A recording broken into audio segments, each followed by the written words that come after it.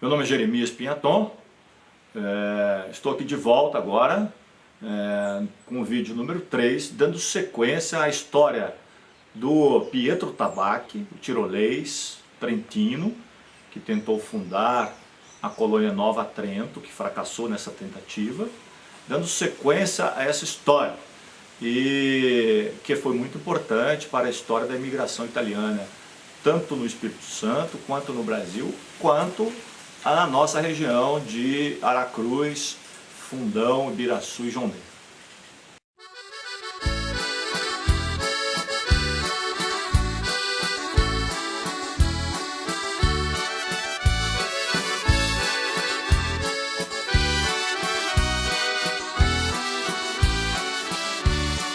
Ho girato l'Italia e Tirol, ho girato l'Italia e Tirol, so per trovare una verginella, tromba lila e viva l'amor. So per trovare una verginella, tromba lila e viva l'amor.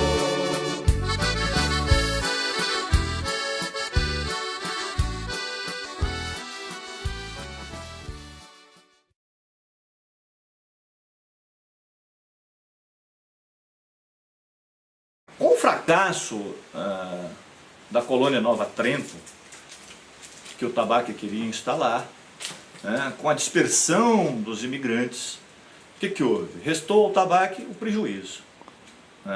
Todo o investimento que ele fez, com navio, com recrutamento, com instalação, com benfeitorias que fez na terra, enfim, tudo foi por água abaixo. E aí o Tabacchi veio a falecer alguns meses depois. Alguns dizem que ele teve a situação de saúde dele, que já era frágil, agravada por esses dissabores com a colônia Nova Trento. Então, ele morreu no dia 21 de junho de 1874, alguns meses depois do malogro, do fracasso da instalação da colônia Nova Trento. Mas ele já tinha uma situação frágil de saúde, um problema sério no coração. Tanto que um ano antes, quando ele foi ao Rio para tratar dessa situação da colonização que ele pretendia fazer, ele fez lá um testamento, já em vida, dizendo para quem iriam os bens dele no caso dele falecer. Muito bem. Quando o Tabacchi faleceu, houve uma comoção geral na região, as pessoas ficaram comovidas com a questão, alguns botaram a culpa nos tiroleses, nos imigrantes trentinos, pelo falecimento do Tabacchi, e abriu-se então a questão da sucessão dele. Ele tinha um passivo, uma dívida muito maior, praticamente o dobro do ativo. Ele devia mais do que o dobro dos bens dele. E aí se reforça a tese do Grosselli, o historiador Grosselli, de que ele saiu do Trentino fugido dos credores. Ele saiu do Trentino, saiu da região de Trento, porque saiu corrido dos credores dele. E por que se reforça? Porque alguns credores lá de Trento se inscreveram através do consulado austríaco do Rio para cobrarem do espólio do Tabacchi a dívida que ele tinha deixado lá. E essas dívidas eram bastante significativas e começaram a ser acrescidas de juros a partir de dezembro de 1851. Então, exatamente a época em que ele veio para o Brasil, em que ele escapou para o Brasil. Então, a tese de que ele saiu de lá corrido dos credores se solidifica na questão da sucessão dele, pela inscrição desses credores austríacos. Outra coisa interessante é que tinha uma empresa no Rio que tinha uma dívida do Tabacchi astronômica com ela. E essa empresa, relatada pelo Grosselli, essa empresa que se chamava Faria, Cunha e Companhia, essa empresa ela passou todos os direitos dela, de credora do tabaco, para a esposa dele, Ana Fontoura, e para um personagem muito conhecido por nós em Ibiraçu, que era foi o nosso primeiro prefeito, o Eduardo Gabrielli. E o Eduardo Gabrielli acabou ficando dono da fazenda do Morro das Palmas, logo depois da morte do tabaco. O Grosselio, o historiador trentino, ele acha muito estranha essa questão da passagem da dívida da empresa do Rio de Janeiro para a esposa e para o Eduardo Gabrielli. Ele insinua no seu texto, na sua historiografia, o Grosselio, que havia aí uma maracutaia, havia aí um trambique qualquer para impedir que os outros credores recebessem do espólio o crédito. Então, eu concordo plenamente com ele, com o Grosselio, acho que realmente é muito estranha essa questão dessa dívida com essa empresa e da empresa passar os direitos dela para a mulher do tabaco e para o Eduardo Gabrielli.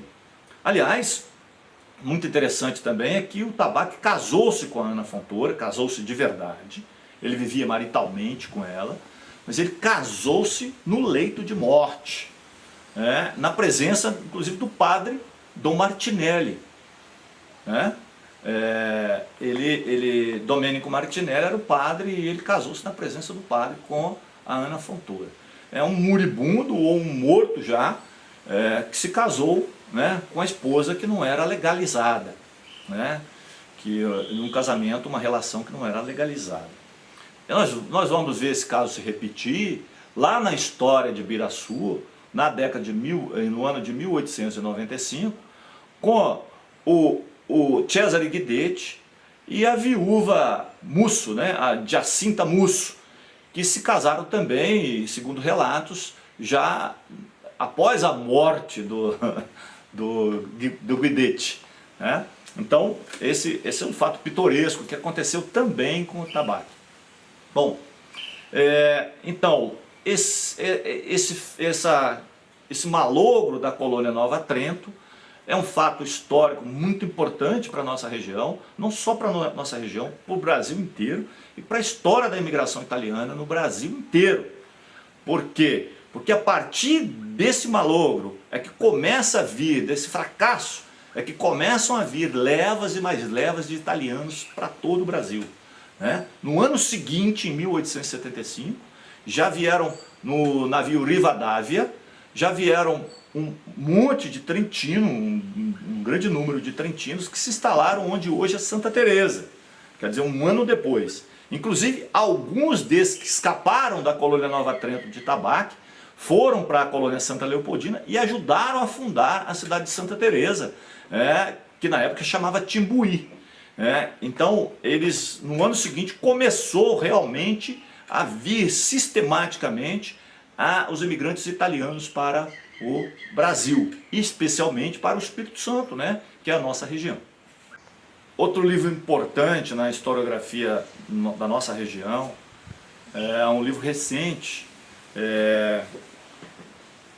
este livro aqui, Estudos Históricos sobre a Vila de Santa Cruz, Antônio Machado Bittencourt Melo Júnior. Este livro foi organizado por um pesquisador ali de Coqueiral, em Santa Cruz, perto de Santa Cruz, o Geraldo Magela da Silva Araújo. Muito bem organizado, por sinal. Eu conheço o Geraldo Magela, não pessoalmente, mas pela internet, por telefone. Cheguei a elogiar o trabalho dele algumas vezes. E esse livro traz um relato importante sobre o dia em que o tabaco morreu. Que esse Antônio Machado Bittencourt Melo Júnior, o autor do livro, ele foi contemporâneo do tabaco, ele presenciou esses fatos. Ele é um agrimensor, escreveu, e o livro é uma coletânea de uma série de artigos que ele escreveu num jornal da capital, de Vitória. Então, ele escreve aqui, no dia 21 de junho deste mesmo ano, quer dizer, 1874, morreu na sua fazenda Morro das Palmas o italiano Pedro Tabacchi. O nome do italiano é abrasileirado.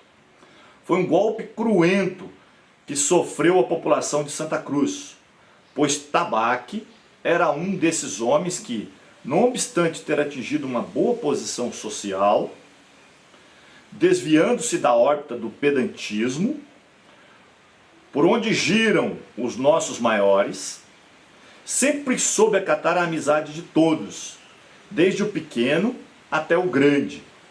E a prova disto é que notava-se na fisionomia de todos a tristeza pela sensível perda desse cavalheiro.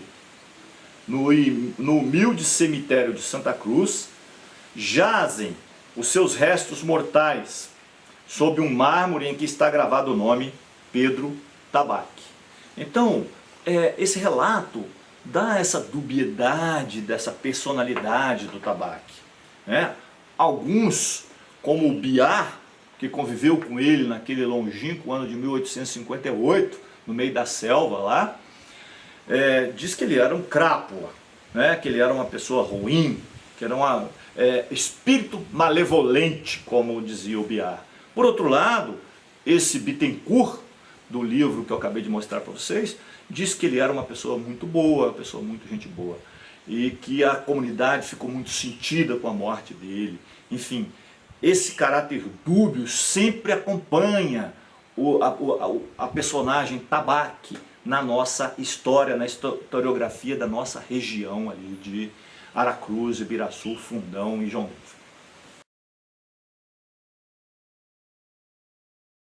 Foi tão importante esse episódio da Colônia Nova Trento, porque foi o início da onda imigratória italiana para o Brasil, né? Tanto que o dia 21 de fevereiro, o dia em que chegou naquele ano de 1874, o navio começou a desembarcar no Porto de Vitória os colonos, é dedicado hoje ao Dia do Imigrante Italiano, né? Dia do Imigrante Italiano. Foi uma lei, eu vou ler aqui para os senhores o número da lei, a Lei 11.687 de 2018, instituiu o Dia Nacional do Imigrante Italiano, dia 21 de fevereiro, porque foi o dia em que os imigrantes começaram a descer do navio no Porto de Vitória em 1874. Foi até um projeto de lei que foi aprovado, né, no Congresso Nacional, de autoria do senador Gerson Camata, lá do Espírito Santo, que é um descendente de italianos. Muito bem. Aracruz também, que é o município onde vivia Pietro Tabaque, por onde chegaram os imigrantes, né? Apesar deles serem instalados, houve a tentativa de instalá-los lá onde é Fundão, que na época pertencia ao município de Nova Almeida, quer dizer, eles não iam ser instalados em Santa Cruz, mas iam ser instalados no município de Nova Almeida. Mas Aracruz se diz o berço da imigração italiana no Brasil, né? Apesar de ter uma brigazinha, porque tem uma notícia de uma outra imigração lá em Santa Catarina, ainda no ano de 1836. Mas em 1836 não existia Itália, a Itália foi unificada em 1861, então verdadeiramente italianos mesmo começaram a vir para o Brasil com a Expedição Tabaque e aportaram em Vitória, começaram a descer em Vitória no dia 21 de fevereiro de 1874.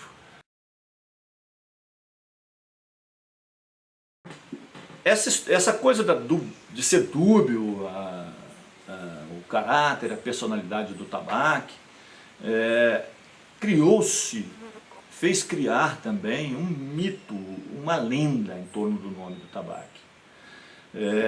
Contribuiu para isso um romance chamado Carina, de uma escritora capixaba, Virgínia Tamanini. Alguns dizem que Virgínia Tamanini nasceu em Ibiraçu, onde hoje é Ibiraçu. Existe uma controvérsia nisso, mas ela não nasceu em Ibiraçu, ela nasceu lá no Vale do Canaã, em Santa Teresa. Ela era teresense. Talvez alguns antepassados dela eram ali de Ibiraçu, vieram e se instalaram primeiramente ali em Ibiraçu, mas isso ainda depende de da gente pesquisar isso na história e achar alguns documentos para se chegar a isso. O fato é que Carina, o livro da Virginia Tamanini, um romance de ficção, não é um romance histórico, não é uma coisa histórica, é um romance de ficção, fala do tabaco. Tem um capítulo do livro, eu não tenho um livro comigo, mas eu já li esse livro muito tempo atrás, tem um capítulo que é Um Tal Tabaque, dizendo que esse tabaque foi para a Itália e divulgou propaganda lá, dizendo que aqui era uma terra maravilhosa, iludiu os seus conterrâneos para virem para cá, para imigrarem para cá. Esse livro, Carina, contribuiu muito para essa figura, se criar esse mito, essa figura lendária em torno do tabaque. Tem um historiador muito importante para nós aí da região, está vivo, 90 anos, mora lá em Vitória, Lucílio da Rocha Ribeiro.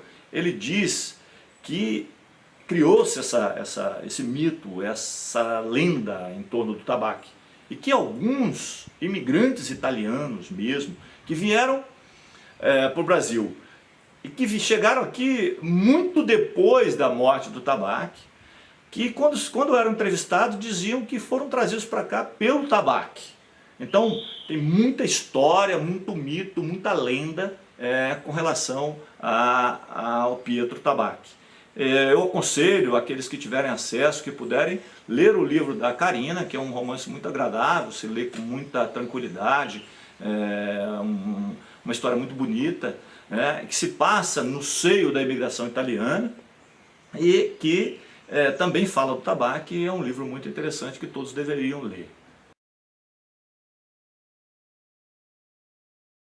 Quando se conversa com alguns moradores de Ibiraçu e com pessoas que falam da história da imigração italiana em Ibiraçu, existe uma confusão. Alguns falam que quem trouxe os imigrantes de Ibiraçu para serem assentados em Ibiraçu foi o tabaco. Nada a ver, e isso é falso. O tabaco morreu 3 anos antes, 3 anos e uns meses antes de começarem a chegar os imigrantes para Ibiraçu. Na verdade, os imigrantes para Ibiraçu foram trazidos pelo governo, dentro daquela grande movimento migratório da Itália para o Brasil, que se seguiu à morte do tabaco. Na verdade, os imigrantes italianos de Ibiraçu nada tiveram que ver, não teve nada a ver com a colônia Nova Trento e o tabaco. Isso é bom que a gente frise bem, para não haver nenhuma confusão. Então, nada de associar os imigrantes que foram assentados, onde hoje é Ibiraçu, com o tabaco. Com isso, encerramos o nosso 3º vídeo. Agradeço a todos a atenção. Agradeço especialmente ao meu filho Ângelo, que tem trabalhado na produção do vídeo comigo. E agradeço também ao amigo pesquisador amador Pedro da Roz, que tem trabalhado comigo junto nas pesquisas e tem contribuído muito para vir a lume a história da nossa região. Muito obrigado.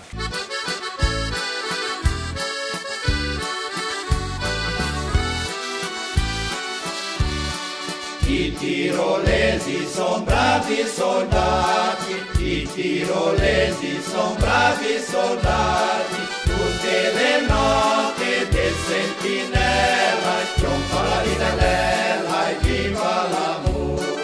Tutte le notte del sentinella, trionfa la ridella